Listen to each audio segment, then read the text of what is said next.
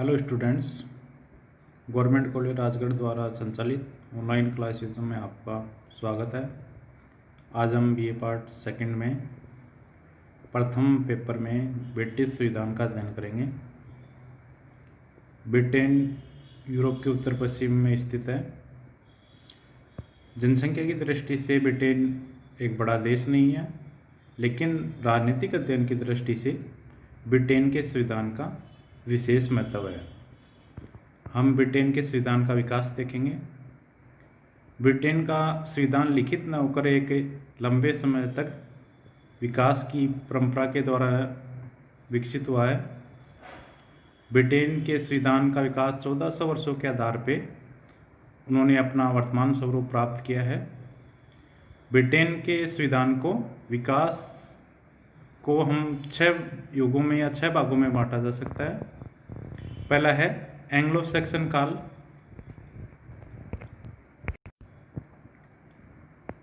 Anglo Saxon काल को Britain के संविधान का विकास का प्रारंभिक युग माना जाता है। यह युग 5वीं शताब्दी से 1066 ईस्वी तक रहा। इस युग में नियंत्रित राजपद और स्थानीय स्वशासन की व्यवस्था की गई थी।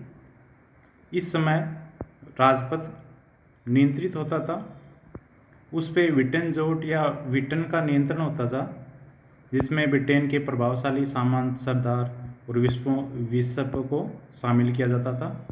तो एंग्लो सैक्सन काल में ब्रिटेन में राजतंत्र था, वो सीमित राजतंत्र था। उनकी शक्तियों पे विटनेजमोट या विटन नामक संस्था का नियंत्रण होता था। ब्रिटेन के संविधान के विकास का दूसरा युग है नॉर्मन एंजीवन काल, जिसमें निरंकुश राजतंत्र व सशक्त केंद्रीय सरकार का निर्माण हुआ। यह युग 1066 ईस्वी से 1153 ईस्वी तक था। इस युग में जो विटनेजमोट जो संस्था थी, इस संस्था को समाप्त कर दिया गया, जो राजा की शक्तियों पर नियंत्रण रखती थी, जिसके कारण इस युग में निरंकुश राजतंत्र व्यवस्था का जन्म हुआ, क्योंकि विटनेजमोट संस्था को समाप्त कर दिया गया और राजा के प्रशासनिक कार्यों की सहायता के लिए 2 संस्थाओं का निर्माण किया गया। एक मैग्नम काउंसिल या महान परिषद, दूसरा क्यूरिया रेजिस या राज्य परिषद। ये 2 संस्थाएं या 2 परिषदें राजा को उसके शासन संबंधी कार्यों में सलाह देने का कार्य करती थी। जो मैग्नम काउंसिल थी, ये अपेक्षाकृत एक बड़ी संस्था थी, जो विटनेजमोट संस्था का ही विकसित रूप थी, जबकि राज्य परिषद या क्यूरिया रेजिस जो थी वो एक छोटी संस्था थी। जो इसी से आगे चलकर प्रिवी काउंसिल का विकास हुआ था धीरे धीरे।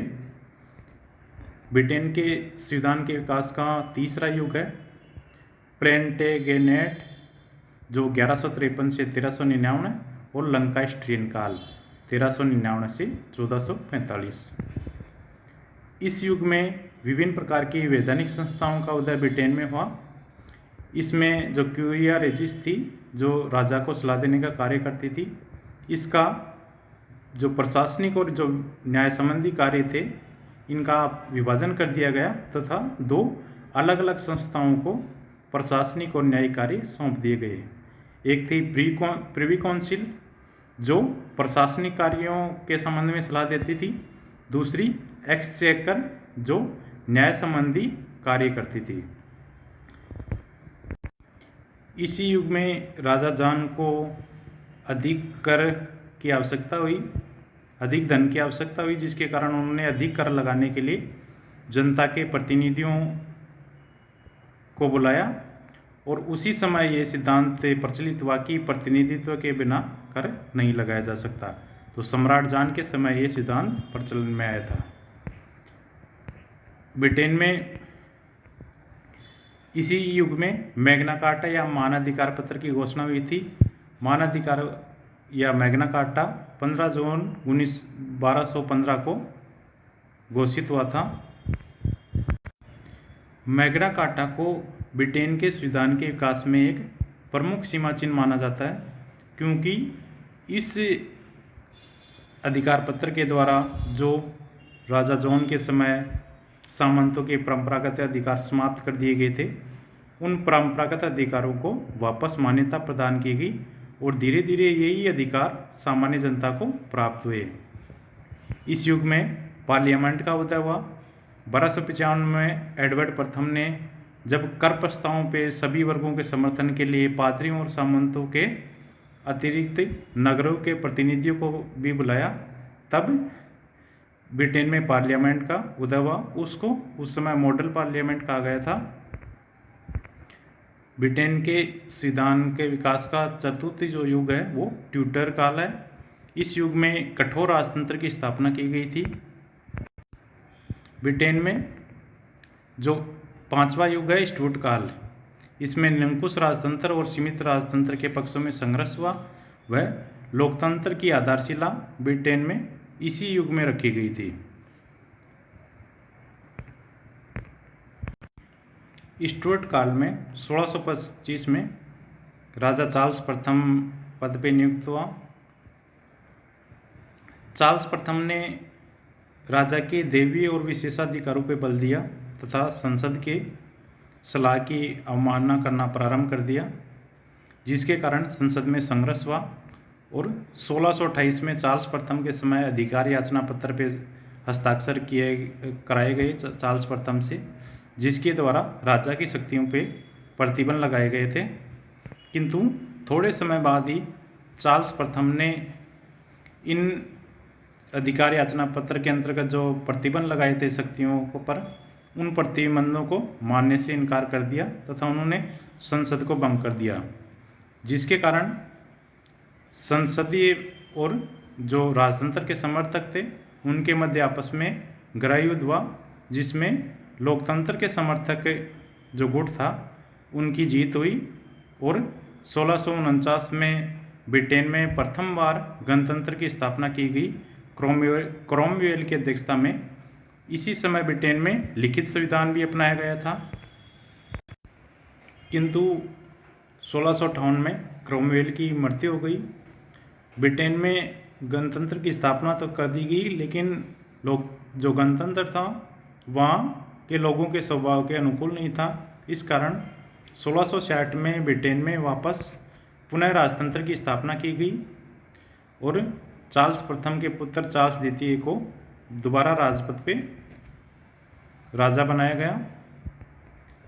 चार्ल्स द्वितीय के समय प्रिवी काउंसिल एक बड़ी संस्था हो गई थी, जिसके कारण उन्होंने कुछ महत्वपूर्ण व्यक्तियों से शासन संबंधी कार्यों के लिए परामर्श लेना शुरू किया, जो कबाल के रूप में, यानी जिन व्यक्तियों से परामर्श लिया उनके प्रथम अक्षर को मिला के कबाल बनाया गया। आगे चलकर इसी कबाल से कैबिनेट नामक संस्था है वो अस्तित्व में आई। 1679 में चार्ल्स द्वितीय के समय हेबियस कार्पस एक्ट बनाया गया था, जिसमें यह था कि बिना अभियोग चलाए किसी भी व्यक्ति को नज़रबंद नहीं किया जा सकता। 1685 में चार्ल्स द्वितीय के बाद जेम्स द्वितीय राजगद्दी पर आसीन हुआ। उन्होंने 3 वर्ष तक शासन किया। उन्होंने बिना संसद की अनुमति के कानूनों को रिजेक्ट कर दिया, अस्वीकार करना प्रारंभ किया, जिसके कारण जो संसदीय नेता थे वो अप्रसन्न हुए। उन्होंने संसदीय नेताओं ने जेम्स द्वितीय को उसके पद से हटाने के लिए ऑरेंज के राजकुमार विलियम तृतीय को इंग्लैंड पे आक्रमण करने के लिए आमंत्रित किया। जब राजा जेम्स ने देखा कि सभी पक्षों ने उसका साथ छोड़ दिया है, तो उन्होंने इंग्लैंड छोड़कर फ्रांस भाग गया और ब्रिटेन में बिना किसी रक्तपात के शासन में वांछित परिवर्तन हो गया। शासन में बिना किसी रक्तपात के वांछित परिवर्तन के कारण ही इस क्रांति को गौरवपूर्ण क्रांति कहा जाता है। ब्रिटेन में गौरवपूर्ण क्रांति 1688 में हुई थी, जिसमें बिना किसी रक्तपात के या बिना किसी हिंसा के संविधान में वो ब्रिटेन के शासन में परिवर्तन कर दिया गया था। इस घटना के बाद ही जो गौरवपूर्ण क्रांति है, इसके बाद ही ब्रिटेन में राजा की निरंकुशता पर रोक लगी और संसदीय संप्रभुता का उदय हुआ। 1689 में अधिकार पत्र की घोषणा की गई, जिसमें यह किया गया कि संसद की स्वीकृति के बिना राजा कोई कर नहीं लगा जा सकता यानी संसद की पूर्व स्वीकृति के बाद ही राजा कर लगा सकता है। संसद की पूर्व स्वीकृति के बिना वह सेना नहीं रख सकता, और वर्ष में कम से कम एक बार संसद की बैठक राजा को अवश्य बुलानी चाहिए। जो संसद में जो जनता के प्रतिनिधि हैं उनको भाषण की स्वतंत्रता प्राप्त होगी, तथा राजा अपने स्वार्थ के लिए उच्चायुक्त जैसे नवीन न्यायालय की स्थापना नहीं कर सकता। तो ये अधिकार पत्र या बिल ऑफ राइट्स में ये व्यवस्था की गई। ब्रिटेन के संवैधानिक विकास में जो छठा काल है वो हैनोवर काल है। ये काल संसदीय प्रजातंत्र का विकास हुआ इसमें, जो 1714 ईस्वी से प्रारंभ हुआ। वैसे तो संसद की राजा पे जो नियंत्रण है वो अधिकार पत्र के समय ही लागू हो गया था या प्रारंभ हो गया था, किंतु हैनोवर काल में वास्तव में जो राजा की वास्तविक शक्तियाँ उनमें कमी आई तथा लोकतंत्र शासन प्रणाली है उसकी स्थापना हुई। इस हैनोवर काल में लोक सदन की तुलना में राज्यसभा की शक्तियों का पतन हुआ। 1919 और 1949 के अधिनियम के द्वारा, जो संसदीय अधिनियम थे, उनके द्वारा राज्यसभा की जो शक्तियां हैं उनको कम कर दिया गया बजाय लोक सदन की। पहले प्रारंभ में इनमें जो दो सदन थे दोनों की शक्तियां समान थी, लेकिन 1911 और 1949 के संसदीय अधिनियम के द्वारा लोक सदन की तुलना में राज्यसभा की शक्तियों को घटा दिया गया।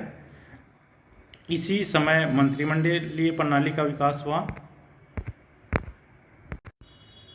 क्योंकि हैनोवर राजा जॉर्ज प्रथम को अंग्रेजी भाषा से परिचित नहीं था तथा ब्रिटेन की जो राजनीति थी उनमें भी उनकी विशेष रुचि नहीं थी, जिसके कारण उन्होंने मंत्रिमंडल की बैठकों में भाग लेना बंद कर दिया, और जो रॉबर्ट वालपोल है उन्होंने कैबिनेट की अध्यक्षता करना प्रारंभ किया। तो जिसके कारण मंत्रिमंडलीय प्रणाली के कई सिद्धांतों का उदय हुआ। लोक सदन का लोकतांत्रिकरण, जो हैनोवर काल था उसी में लोक सदन का लोकतांत्रिकरण किया। प्रारंभ में ब्रिटेन में जो मताधिकार था वो बहुत सीमित था, केवल कुछ वर्गों और लोगों तक ही था, किंतु 1832, 1867, 1884, 1918 के जो सुधार कानून थे उनके द्वारा मताधिकार का विस्तार किया गया, जबकि 1928 के सुधार जो कानून था उसके द्वारा ब्रिटेन में सार्वजनिक मताधिकार की व्यवस्था की गई, यानी सभी व्यक्तियों को मताधिकार है वो वयस्क व्यक्तियों को मताधिकार प्रदान कर दिया गया।